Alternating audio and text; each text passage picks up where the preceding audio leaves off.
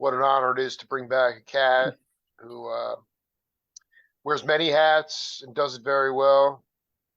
Brother Johnny Payne, welcome back to the Jake Feinberg Show. True pleasure. Thanks for having me, Jake. Yeah, man. It's funny. I was interviewing a cat today, drummer, and he was talking about seeing a video clip with DJ Jazzy Jeff, and he was saying like, all I want to do, he said, was when I leave this plane is to have all the creative stuff out of my system. I want to be an empty person. Mm-hmm. And I wanted you to talk about like how whether it's creating a song, dishing that song to some younger artist, how do you try to get content out of your system other than just like performing it? To me, like it's important to talk about other ways to diversify your content. Yeah. I mean, it's always been a bit of a mystery to me because I think sometimes I don't even know that I need to get it out until until I feel like there's sort of like an empty part of my life that I didn't put my finger on, and then I realize, oh, there's some kind of music or creativity in me that hasn't been released, and then I start to write or I start to experiment in the studio, or sometimes it can be things that aren't musical as well, like I'm building a house right now, and I found ways to sort of fill my soul creatively up there, with the wood. And as funny as that sounds, but No, I just don't sort think of that. I think that's an incredibly. I mean, you're using your hands just like you would using an apparatus like a guitar. Can you give an example of what you're talking about, though, as it relates to, the the of time in your career where there was a void or some kind of longing that then you were able to put a song to? Yeah, I mean, it happens to me, I would say about once a year that I'll have a really busy period of working, of writing, and I'll feel I've said this many times that even though I know that my soul is only ever fully fulfilled when or full when I'm making music and when I'm writing and when I'm creating music. I seem to forget that every single time when the project finishes. And I'll finish a record and then I'll say, well, as you do, maybe it's time for a break, vacation or something, as Sure, people do. sure. And then I'll take that vacation, and maybe it'll go on a little too long, and yeah, all of a sudden I'll feel this sense of dread or something, and I won't know what it is, and then I'll realize, oh God, I've got to get back at it. And then it's always the uphill climb because maybe you've taken a little too long from it. And then you got to build yourself back up. And then you get back to that place and everything's beautiful and you're grooving and flowing again. And then it's almost like this strange sort of cycle that continues throughout my whole life. But I That is guess I haven't. absolutely. I mean, I my what just popped into my head is Johnny Payne needs a manager to light a fire under you. Is Well, it, I you know what I'm saying? Like, because like sometimes I think this is just an issue across the board. Is yeah. just with artists today, um, people like that are creating organic music and trying to collaborate. I mean, you know, you have to wear so many hats, or you have to constantly change the hats you're wearing, and all you should be really focused on is the flow of life. And you should be able to have somebody um, that can be not a soothsayer, but that used to. The point is, you can't do it all. You're focused on the art itself, so you're going to drift. Of course, you're going to drift. Yeah. And so don't punish yourself for that. To me, you need somebody who's going to light a fire, just because that's some cats need that. But I mean, For sure. like, can you talk a little bit about the meditation of wood building that house? Now that I can talk about, because Good, that good, that is what my head is in completely right now, because sick. it was deep in music about a couple of months ago, and always is, but Right now, I'm all day, every day, building a house to live in for myself and my girlfriend. With my father, which is Hmm. which is quite an extremely rewarding, but also strenuous task.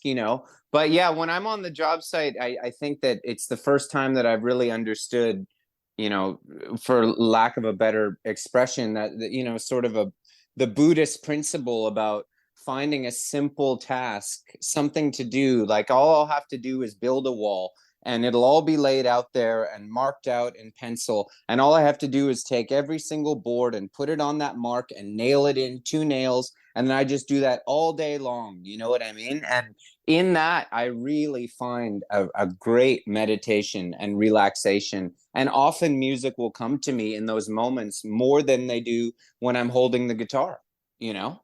This is Um, profound. Johnny Payne is already blowing on fire right now. You're telling me that you're telling me that um you've been at this thing a few weeks now, a month or so. How long you? oh, many months Oh, many since months. no, Okay, many yeah, months. yeah, yeah. So I mean, you. It's not like you've been just cut off from music. I mean, you vacillated between both of these things. Exactly. I'll have a project, I'll be producing, or I'll be working on my own record, or playing a show or whatever, and then I'll come back and forth to the house, stuff like that. You know, it's been sort of floating in my mind and in my consciousness, and I really want you to talk about um, why Sam Blasucci chooses you to produce his records. You know, I you'd have to ask Sam how it all began, but I think that Let me rephrase that. Why do you think? yeah, And what do you bring into the table? Because you know what, at a certain point, the really good producer has to tell the truth to the artist sometimes, and that's what sure. I want you to talk about because he's bringing you in for that reason. So that's more what I'm talking about. Why is he bringing you in? I think that Sam sees in me an equal.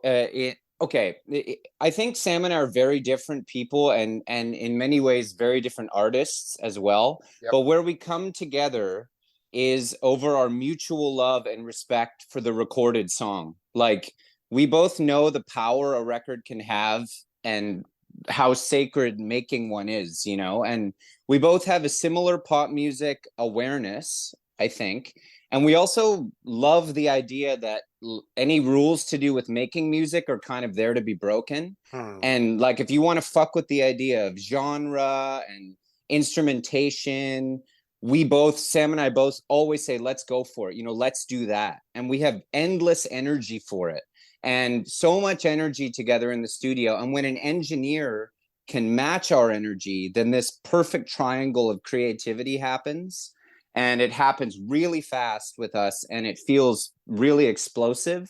And I think that Sam sort of sees someone who's excited about music and about making it in me, and I think he took a chance. He thought I was that kind of guy, and he was right. And I was absolutely so blessed to find out that he was like that, and that I'd met my match or equal or whatever you want to call it in terms of that.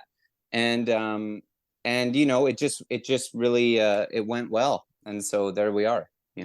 Well, I'm on a couple questions from that. It's just like, um, are there times where I remember Stephen Barncard, who is a pretty amazing engineer, and from back in the day, did some work at Wally Hyder and also Crosby, Stills and Nash and all this stuff. And he used to talk about, and this is maybe more of an engineer thing, but I also think it's a production thing. It's just the artists themselves can get consumed. Yeah, I can do a better take. I can do one more.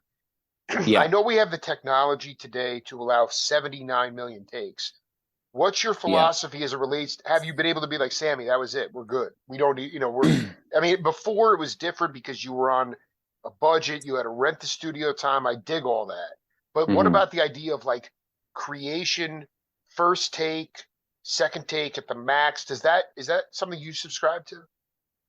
For sure. I mean, number one, Sam and I really we work together in that if I strongly feel he should try it again, he'll try it again. And if he feels that was it, I trust him. That was Wow, it, you know? very But cool. yeah, but I, you know, I know what sounds good to me, and if it sounds good the first time, let's move on. You know, that's it. I don't like to waste time at all in the studio. I don't like to waste tracks. I don't like to have too many tracks when I go to mix it.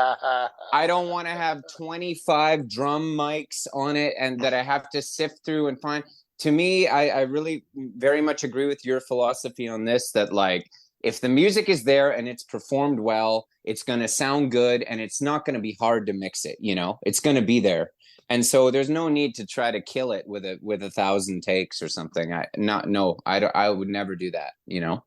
No, And you absolutely. also, Yeah, go yeah, ahead, please yeah, I was continue. gonna say you got to manage as a producer. You really have to manage the energy of the musicians as well, right? So Sam is such an incredible singer, but he has to sing a lot because he sings a lot of harmonies and he sings to himself a lot, and we'll double track things and do things. And so I have to be aware that I don't want him to get tired and do too many. So it's finding that perfect balance of doing enough to get it right, but not too many that he gets, you know, a little bit worn out, you know? I'm curious. A couple questions. Talking to Johnny Payne here, who's building a house for his girlfriend and father right now. First of all, I just want to be clear. Uh, your father has, even if he doesn't, and I'm just speculating, but if he doesn't completely understand your path in life, even though it's brilliant, does he respect it, or have you guys always been sort of in harmony together, or at least as best as possible? No, I'm very lucky in that way. My parents have always very much been lovers of music, and you know, my father writes poetry and plays guitar, and as but he's a carpenter, you know. But so yeah, I've been very lucky in that way. He's very supportive of the path that I chose for sure. One thing I wonder about, just, I mean, with the Sam band, can you talk Mhm. about like your philosophy as it relates to, putting the cats in the room and figuring out who needs what where, as opposed to miking the room and having the musicians play to it? The old school model would be more like get the cats in the room, figure out who needs a little bit of bass here, a little bit of this, and then hit it. But I just want to know, especially as it relates to Sam, because of the dynamics. Sometimes the music can get very loud, sometimes it get very soft. How Mhm. how did you mic that room, and what's your philosophy as it relates to just the overall sound composition? Well, the truth is that the personnel, because I live in Canada, as you know, Jake, Of a course. lot of the personnel is chosen by Sam because he's more in touch with the musicians in California, and he'll pick the players who are now quite cemented. You know, being the Sam band, wonderful people, wonderful musicians. But to be honest, Sam and my process is very much worked out in advance. Mhm. But I have an ending to this thought that I think you'll like. That's go riff on it, man. Go. So Sam and I will plan a lot of the arrangements and a lot of the instrumentation in advance. We'll listen to the demos. We'll talk on the phone. We'll figure out what's going to happen where and who's going to play on what, et cetera, et cetera.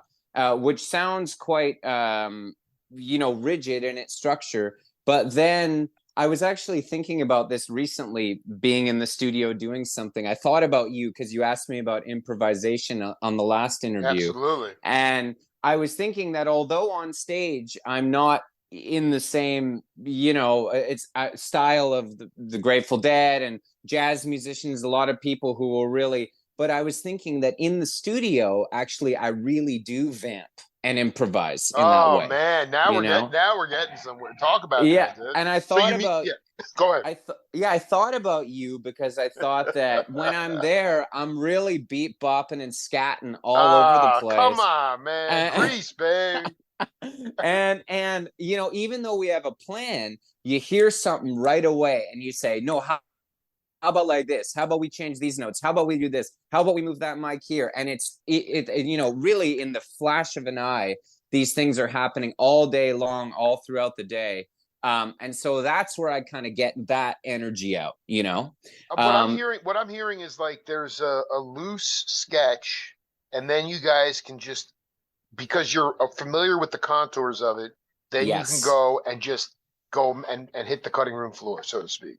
Totally. Yeah. We've got a plan, we've got a blueprint, you know, a design, and then we get in there and if something isn't going to plan or if just you know, inspiration strikes, we're really good at switching it up in the moment. And as far as the band goes, you know, they really to their credit, they have often have really great ideas themselves, but they also see that Sam and I really have a vision usually.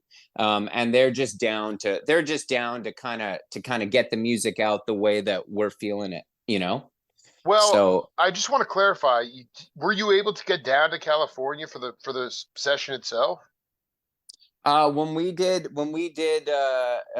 yeah, this record that's rolling out right now, yeah, we Absolutely. That's what I mean. That's what I'm referring to. Yeah, I'm sorry. Yeah. yeah, yeah. 100%. We did it all at Liberty Street, at the hair farm there in the Oh studio. my God, dude. I was living So in the house. sick. I Oh, was come sleep on, I was dude. I was basically sleeping in the control room, Jake, the whole Oh, time. So you know, you're just marinating in enlightenment and bliss right there. It's unbelievable, yeah. man. I mean, can you so is it kind of we're um how much do you well, I mean, like how much as far as production is concerned, like what do you think what would you say to younger cats? Because it's so part of the deal now. You could be the biggest live player, or you can play live, but like to Hmm. augment that, you kind of have to have production chops. You have to, or you know, arrange composition chops. You know, just to you wear all these different hats, and I just wonder what you would say to younger cats. This is not really in my bag per se in terms of production side, but Hmm. how what would be some of your advice to younger cats about trying to cut above the morass of what everybody else is doing and like finding their own individual voice within production? I think the best advice you can give is know what you like, you know, study the craft, you know, listen to the records that you love and the ones that really make you feel, and listen to the shit out of them. You know what I mean? And study them inside and out, and listen to what that bass is doing. Listen to how that bass sounds. Why does the snare drum sounds like that? Is there an effect on it? What's going on? And you don't have to know, you don't have to be a producer or an engineer, but then at least when you get in that studio, you're going to be able to reference what you're hearing based on the things that you know and love, and either accept what you hear or say, no, that's not what's in my head for my song, and tweak it. And then you'll be able to create this myriad of inspiration based on what you've written, what others have written, what others have recorded, what hasn't been recorded. And you mix all that together, and then you got originality, right? Wow, dude. Poetry, dog.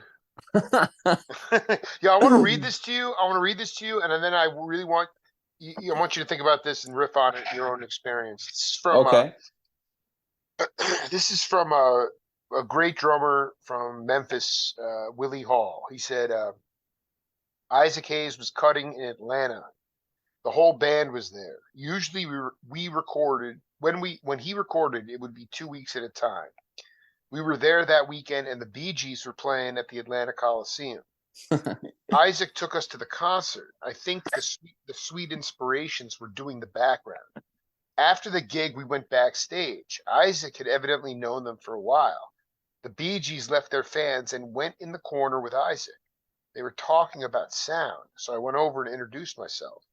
They were asking Isaac about a tune called Wrap It Up. There's a clavinet part on that song, and one of the guys said, quote, Isaac, how did you get that distorted sound on Wrap It Up? We got a 64 track board. We got everything you can name. We could not get that sound. We wanted to use that sound on a song that we were doing. Please, how did you do it? Isaac said, hey man, you wouldn't believe it. That distortion came about as a mistake. They were playing the clavinet part. They had been there all day. They were tired and ready to go home. This was like the 25th take on the song. As they were overdubbing the clavinet part, the microphone fell against the amp, which naturally distorted the sound.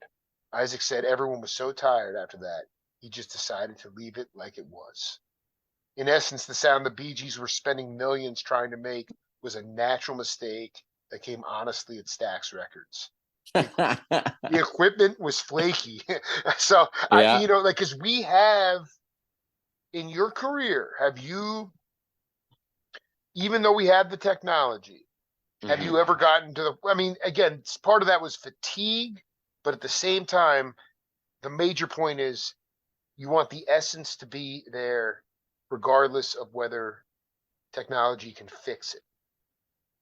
Oh, 100%. I am not at all interested in fixing things that don't need to be fixed. The magic is in the mistakes. Can you give an That example in either your recording or producing career where you were like, yeah, well, that just feels better, so we're just gonna roll, even though it was a clam or it's something screwed. Can you point to an example? yeah, actually, I had a clavinet one too. I was on my last record, King of Cups. I was, using like a keyboard, but it was like a MIDI keyboard. And it had a clavinet sound. And it was end of the day on this tune called Someday on my last record. And I was playing this clavinet part, and the whole computer mixing board, everything just kind of like glitched out and shorted Right, out, and right. the power was still going, but only it was kind of half going, and all of a sudden it just was like, it sounded almost like a broken piano, distorted sound, and it was just looping through the speakers. And I was like, grab a microphone. Wow, And I was like, that sounds wow. so cool. And we grabbed a mic and mic'd up the speaker to get this like totally broken keyboard sound that was happening, and then wound up having that be the outro on the song because I had grown so attached to what it was doing within the context of the music and just loved it. But I got loads of stuff like that, Can especially you with talk vocal. about it? No, you know what the example I would love is with Mhm. because sometimes musicians, I mean, back at Isaac Hayes, I mean, the musicians today, especially if it's their own music, it's very precious for them. Right. But back in the day, it was kind of like, okay, we're exhausted, and obviously, uh, and I just wonder, like, if you could. So that was something that you were doing on a solo kind of project, technology Yes. wise, but in the studio with cats, where you were like able to sort of maybe everybody got it, but or you were like, guys, that it doesn't matter. That feels so good. Let's just leave it the way it worked out. Yeah, I mean, it happens all the time that sometimes you'll have a band in there and they'll be playing something and somebody will miss the change, you know, Right. and they'll hang on the one or something, and they'll miss changing, and you're like, whatever That felt good though. That like the there was like some, clash. yes, right. And part of that, you probably appreciate this, is that, like, I think I have no musical theory training whatsoever, right? Like, and in some ways I've handcuffed myself by not learning more of the visual and physical elements of music. But I always just loved the mystery of it, and I think that there's beauty in that mystery. And on some level, like, I never really wanted to lose that, like people like Sam and all kinds of musicians I know are far beyond anything I can do with my fingers or with my eyes, people that I get to do string arrangements and things like that. But I think that the things I don't fully understand are the things that make it magical to me still. So, like, when I hear something like that and it clicks in my ears in a different way that I don't understand, but I know it feels good and sounds good, and I don't have to explain it, like that's magic to me. And so that's when I'll be like, no, no, no, let's keep that. That's great. And they'll be like, but it's, people will say like that's wrong. And I don't really. Absolutely. There is no, dude, it's not, there's no, that's exactly what I'm talking about. Yeah, There's I don't. nothing wrong about it. There's no wrong, but they're growing up in this. See, to me, this is Johnny Payne right here, man. This is the truth, is the idea of saying, you know what? It's better that you don't know. Yeah. It's better not to know the rules. People say you have to know the rules to break the rules. I say it's all about instinct, true nature, intuition. And when you Yeah. hear something, you clamp onto it, and can't back it up with data or quantify it. It's just it's the truth, man. And And that is, maybe and maybe that's a cop out because like I didn't pay enough attention well, in no, but I piano know what you're lessons. saying. You know what I know what you're saying, man, because you know what? I'm a little bit hamstrung, or I forget what you talked about. You kind of hemmed in because Yeah. I forget the word you used, but it was like I you think don't I have said handcuffed. handcuffed. That's right. I Yeah. oftentimes feel like sometimes with me in a different way, I feel like I'm just playing with one hand tied behind my back. And so it's just because I'm not a musician, but also like there's other things that I'm just not disciplined enough to do, like building that house, that's Right. like that to me, like, yeah, you know what, like there's a system and there's boards and nails and wood and you follow and you have to have patience and that to me is like, but in any event, to me, I am handcuffed as well. And, Mhm. it's, but I also feel like by not knowing the rules, you can go Mhm. more um, on your instinct and intuition. And I just feel Yes. like that's really the key. If you want to make burning spiritual music, I don't care what genre it is, you Yes. have to go on your gut Yeah. and not on a clock and not on like this idea. I don't know. I don't even know how music gets disseminated in terms of like the extraterrestrial radio frequencies. Like, is there any consideration about, because you mentioned that, and I agree with you that you and Sam both have pop sensibilities. I mean, do you try Mhm. to like identify a couple of possible radio friendly hits? I know like the traditional AM radio doesn't exist, but does that ever enter into the consciousness at all, or is it always just about what the song No, is? it definitely enters into it. Sam and I love, like, the thing is though is that luckily for us, our idea of a radio hit now is like music like Sade Sure, or Prince or Marvin sure. Gaye or something. So like that's still quite like funky out there music compared to what you talk about a radio hit being now, right? That's So right. like we'll be like, yeah, this is a single or whatever, but it's still gonna sound groovy and we definitely don't ever compromise the art to try to get a hit or something like that. But we will say, oh, this one's probably got more potential, like it's a little bit of a tighter pop Yeah, it's a great song or hook, man. It's a great yeah, hook, and exactly. yeah, man. I Yeah, tell you, yeah, yeah. you're the hook man, aren't you? You're a hook I like hooks. Yeah, I like. Talk about hooks, man. What's the ingredient for a hook? Because, I mean, to me, uh, well, no, you riff on that. I mean, to me, how do you get the best? I think to be honest with you, one of the best parts about being Johnny Payne is I think you bring out the best in the artists, and that's Oh, that's re nice of you, Jake. Thank you. well, I mean, I think people talk about vibe, but there's Hmm. also like the idea of saying like, giving just enough information to the cats where they get it gives them a little. I mean, Miles was like he would like whisper in John McLaughlin's ear, like, play the guitar like you don't know how to play the guitar. And he'd be For like, sure. what the hell is he talking about? But it worked, got him out of his mindset. And, I think Yeah. that there's just like, to me, how do you try, or maybe that's the wrong word. What do you do? How do you get the best out of the cast that you work with, regardless of who it is?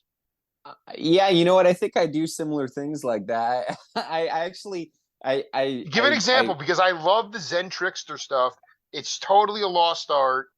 Most people, anyway, go ahead. I mean, to me, I think you have to, yeah. sometimes, yeah, sometimes I'll, the talk back in the studio is a very interesting thing, because you'll be in the control room and you'll have this line to the musician's ear.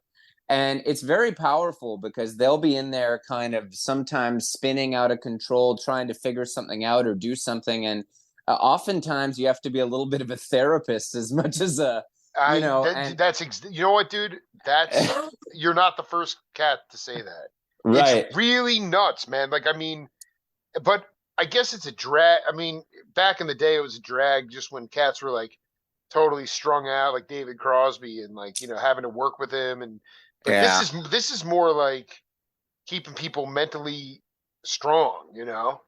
Yeah, I think that I sort of lead with levity and with energy in there. I feel like if my energy is positive and light, and I can make jokes and sort of radiate this feeling like what we're doing is incredible right now.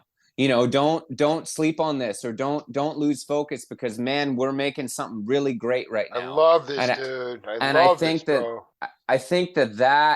like you say, like I don't really know what I'd say about how good I am or not at producing, but I think that I am good at saying the right thing at the right time to a musician to kind of get them out of their own head and get them to play something again, and maybe have it be that special thing you Dude, know that is so you're gonna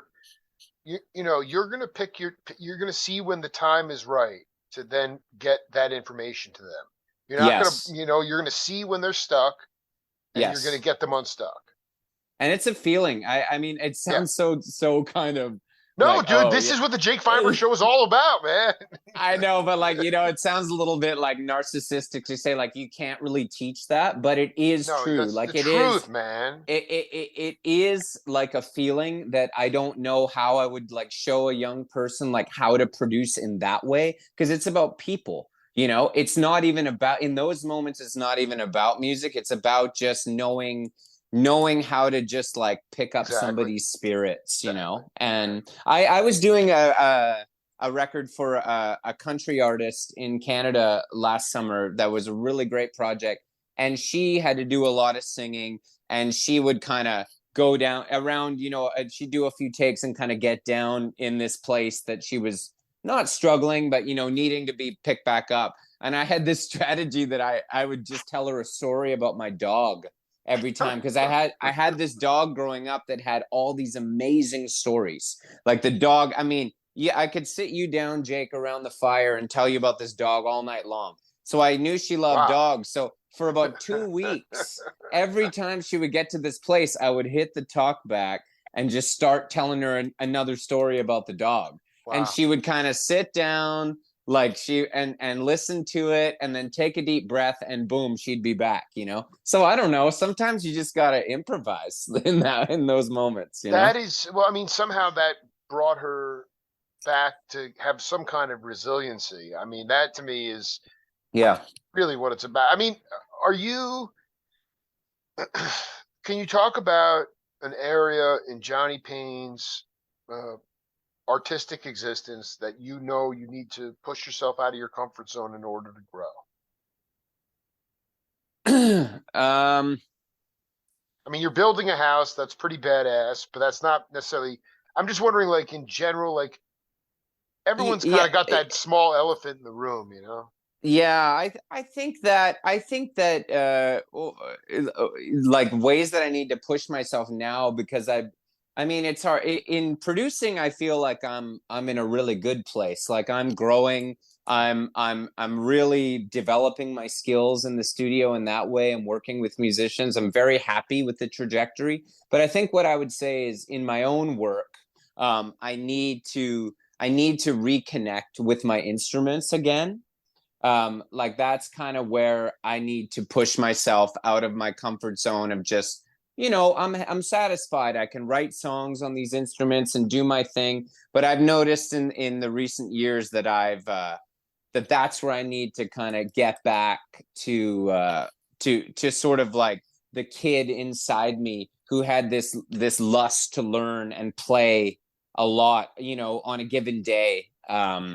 And explore the instruments a bit more. That I think that's what I would say is my current quest when I have the time. Absolutely. I mean, do you feel like um do you feel like that might happen more organically and energetically if you try to at least put yourself out there to play with with other human beings as opposed to it in Yes, isolation? You know what I'm saying? yes, To me that yes. vulnerability can lead to inspiration, which is the only way you're going to continue to play those apparatuses, you know. Totally. You couldn't be more right, and it's something that I dream of every day, Jake. And but life has. I pray, I will pray for that, and I believe it will. You know what it is like? It's good to be vulnerable, man. You know. Yeah, and Yeah, life I gets know in the you know way, that. like I, things happen. I'm almost 40 years old now, and like I say, I'm building this house. I'm starting a new chapter of my life, and although I would love to be out on the road playing every day and doing that, and I'm sure I will be again, sometimes you need to do other things to that will pay off in the long run for you in other ways and have benefits in other ways. Life is a whole sum of its parts.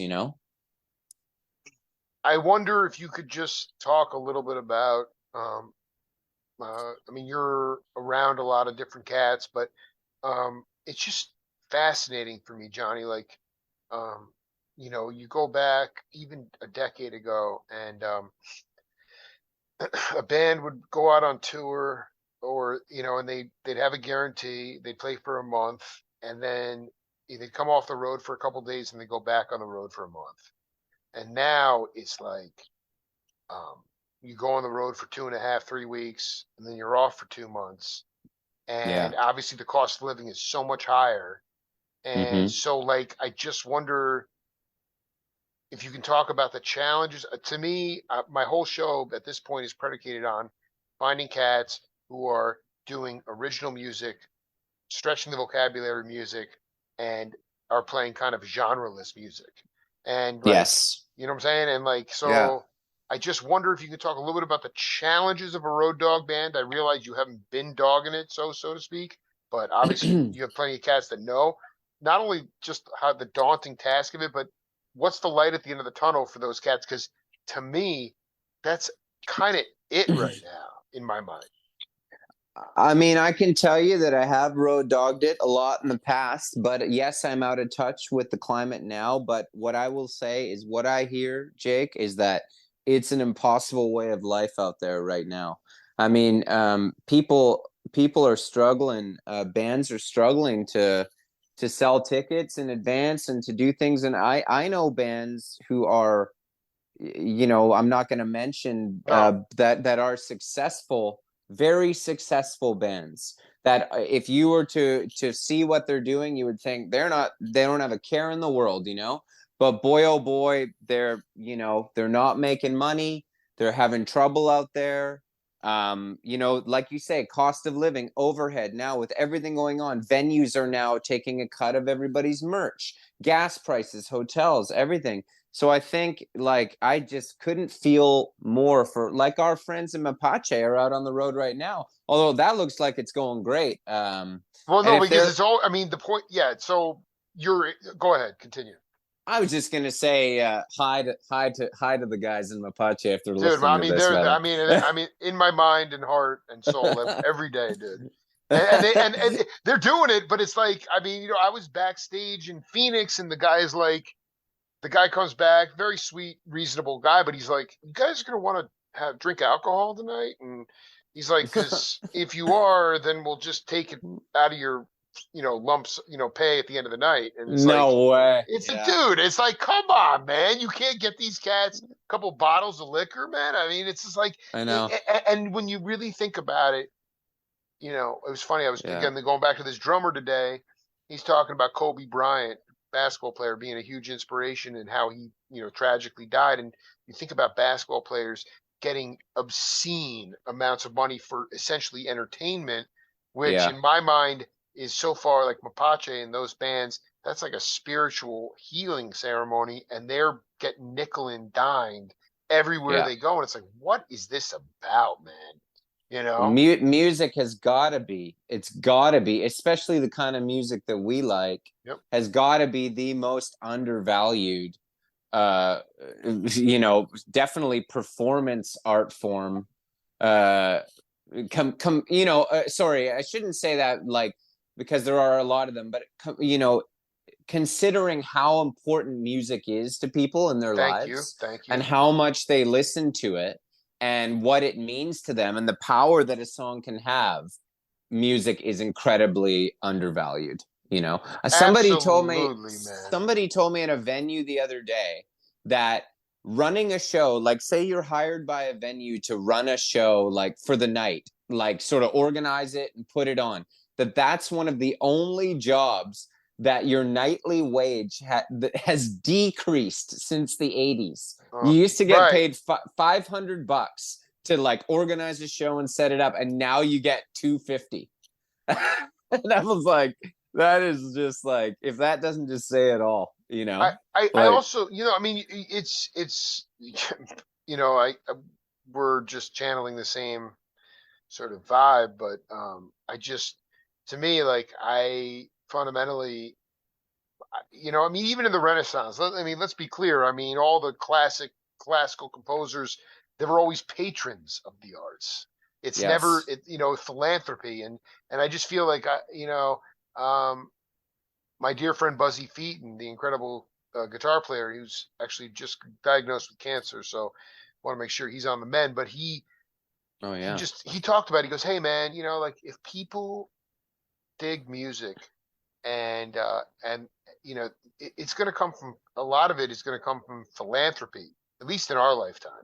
And mm-hmm, so like I feel like if people dig good music and they have the resources, to me it's about like opening more venues for cats to play at. It's for sure, I don't want to be overly simplistic, but I cannot stress enough how much vibration and healing has come from the cats, and it's just it's so hard to quantify it, and we live in such a data driven time that of course is undervalued, so you have to go to the yeah. mat for this stuff, and it's just, but um I'm with you on that. I think it sounds like a bit of a Disney fairy Pollyannish, tale or yeah, yeah, something, yeah, but I but I I love that shit, man. I say it all the time too. I'm like, start a label, start a venue, whatever. Like find musicians who are doing interesting things and prop them up. The Canadian government's actually pretty good for that. So I shouldn't Well, no, I I want to shouldn't ask you a yeah, question actually, though. Do yeah, you know, like, because in Europe all the jazz clubs or music clubs are subsidized by the government. Is it similar yeah. in Canada like that? Not the clubs. No, Not the not the clubs. clubs, not But the there are clubs. but I just mean that the Canadian government does give quite a bit of money to the arts in general. You know what, In the dude? You're form. exactly 100. Thank you very much. That end of story. It's just like the idea of like Yeah. we're paying cats, to play one game To of basketball. create. No, they're Yeah. playing one What a, game of basketball. They're getting $13 million. It's like what? yeah. And these Yeah. cats are killing it. Yeah. Yo, dude, when are you coming? Yo, by the way, I want to just tell this to the audience. My biggest regret in my entire journalistic career is coming out of COVID. Yeah. Okay, I had the cobwebs. I was a little rusty, obviously amped up for Electric Mapache at the Vine in Long Beach. And this cat is opening the show, this guy Johnny Payne, and he's burning it up. And my biggest regret of my journalistic career is I never got my phone out of my pocket to record it. And I'm so bummed out, dude. You know because what though, I mean, Jake? I know it'll come back again. I'm just saying, I still to this day, I just want to let people know No, it's my biggest regret. I'm gonna just chalk it up to being completely rusty coming out of COVID. Also, I was just like didn't know where you were coming from exactly, but dude, you fucking floored me, man. you know what I'm gonna chalk it up to? You were just so pumped on the I set. was You didn't so think to pull pumped, your dude. you didn't think to pull your phone out. Well, You know no, what I because mean? there was some shit in there that was so medieval, and I'm like, now I could have had that shit, man. But Yeah. no, that's the truth. I was just No so amped worries. up, yeah, man. Hey, No listen, man. worries. Um, are you planning any trips back to the States? Any gigs at all? In this incredibly turbulent 2023. I'm trying at the moment. I'm about 90% done a new record of my own. So I'm gonna wrap that up, and then the goal is to figure out what's next, and that will mean some shows for sure, Jake. So I'll keep you posted. Probably this fall I'll be back down. You Hey, know. listen, man. I'm gonna have that phone out firing away, dude, when you open from Apache, dude, because I'm telling you, Payne, you stay on your track, brother. It is so good to hear your voice, man. You keep doing your thing. You too. Really great to talk to you tonight, man. Thanks a lot. Much love, dude. Be cool. Okay, take Yeah. care, Jake. Peace, bud. Bye. Bye.